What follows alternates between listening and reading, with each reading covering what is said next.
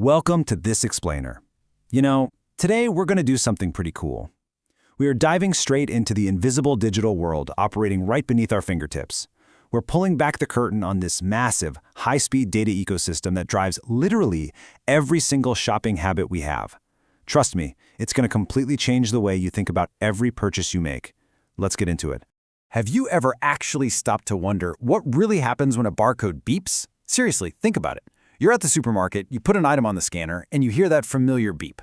Honestly, most of the time we're just impatiently waiting for that sound so we can frantically bag our groceries and get out of there, right? To us on the surface, that beep just means a price popped up. But underneath, that split-second sound is actually the starting gun for a massive, completely automated chain reaction. Okay, let's dive into this. Every modern retail operation, whether we're talking about the local grocery store down the street or some massive global online platform, completely relies on a core trinity of digital functions. Technology has totally rewritten commerce, taking us from these slow, manual transactions into a hyper-connected data ecosystem. And this trinity consists of three main pillars. First, identifying products. Second, managing stock. And third, securing payments. We're going to explore exactly how each of these pillars works out there in the real world. Section 1. The Gateway. Point of Sale Translators. To really understand this ecosystem, we have to start right at the physical boundary, where the tangible world meets the digital one. So the checkout computer, or what the industry calls the point of sale, the POS terminal, this is the foundational computer of the whole retail environment. And it is so much more than just a cash register. It's essentially a high-speed data entry point. Its main job is to act as a translator. It instantly converts a physical good into a database query. And it pulls this off using a language made entirely of lines and spaces, the barcode.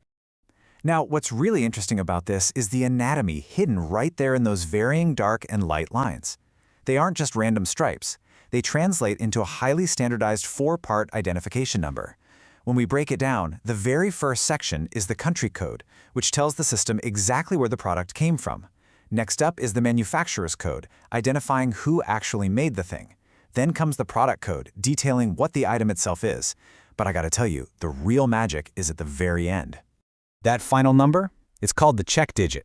This is a brilliant, built-in validation tool. Basically, in the exact millisecond the scanner reads the barcode, it runs a mathematical calculation on all those preceding numbers.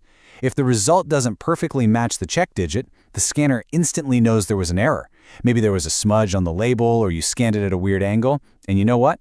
It just won't process it. It demands 100% accuracy. This one little number completely eliminates the chaos of scanning errors in a fraction of a second. Section 2. The Hidden Loop. Automatic Stock Control.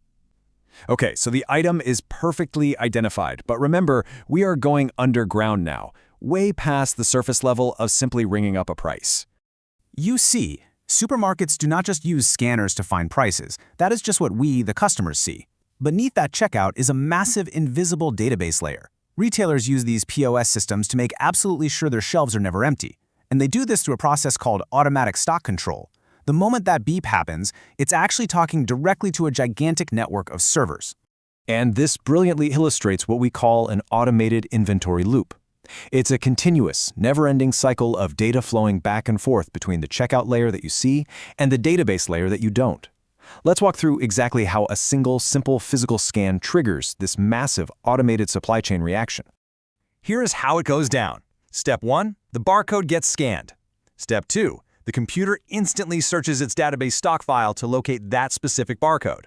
Step 3, it sends the description and price back up to your receipt. But oh man, here is where the magic really happens. Step 4, the computer silently subtracts 1 from its current stock record. Step 5, if that subtraction causes the inventory to drop below a certain threshold, the system automatically fires off an order to the supplier. No human required at all. And finally, Step 6, when the delivery truck arrives, those new items are scanned in, updating the database, and the whole loop just starts all over again. Section 3. Securing your digital payments. All right, now that the store knows exactly what you bought and how to automatically replace it, there is the not-so-small matter of actually paying for it. So, how does real money move securely across this entire digital ecosystem without getting intercepted? Enter EFT POS. It stands for Electronic Funds Transfer at Point of Sale. It's kind of a clunky acronym, sure, but it represents a monumental shift in everyday commerce, completely replacing physical cash. Think of the FTPOS as a highly secure digital bridge that connects the retailer's terminal directly to your bank vault, making sure your funds transfer securely in mere seconds. Over the years, the way we cross that digital bridge has really evolved, moving from physical insertion to proximity-based modalities. First, we had chip and PIN. We actually had to physically insert a card and type in a secret 4-digit code. Then came contactless cards, using radio waves so you could just tap and go without inserting anything at all. And now we have NFC, or near-field communication. This is what you use for mobile payments like Apple Pay. What's super unique about NFC is its strict security limit.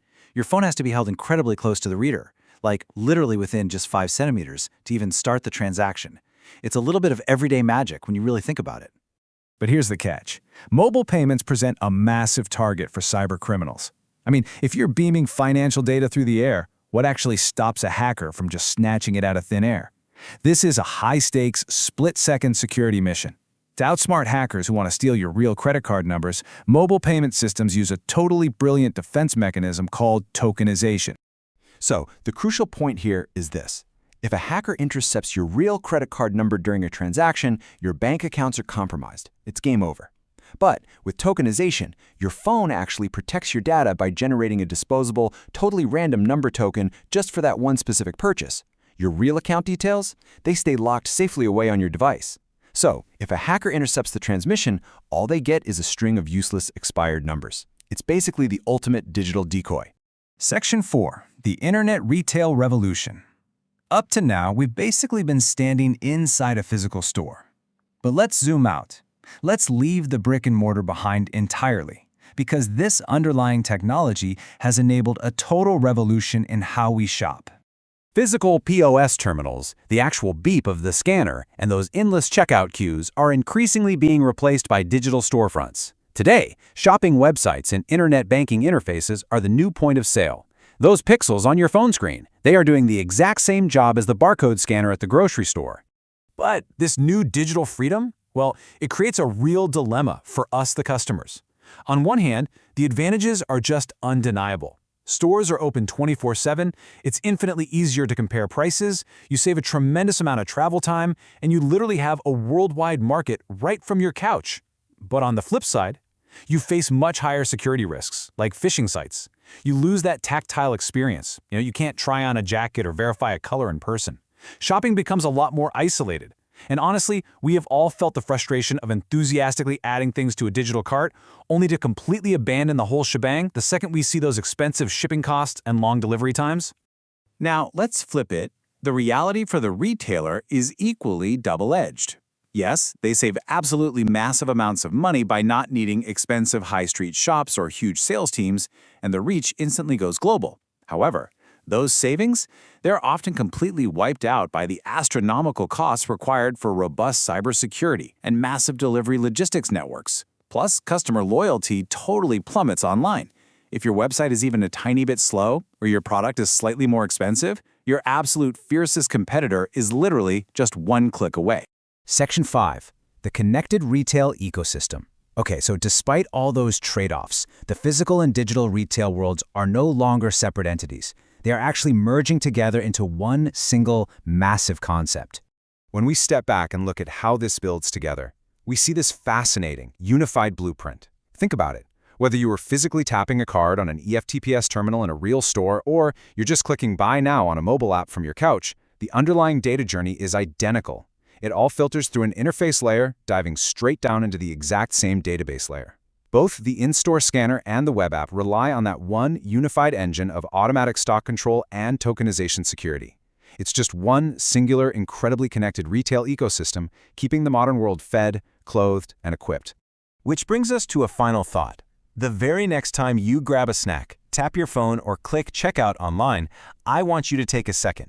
Just picture that immense, high-speed, invisible data journey you just initiated. You aren't just buying something, you're commanding a global network of servers, supply chains, and security tokens. So, what invisible data journey will you trigger next? Thanks so much for joining me on this explainer, and keep your eyes peeled for the hidden systems running.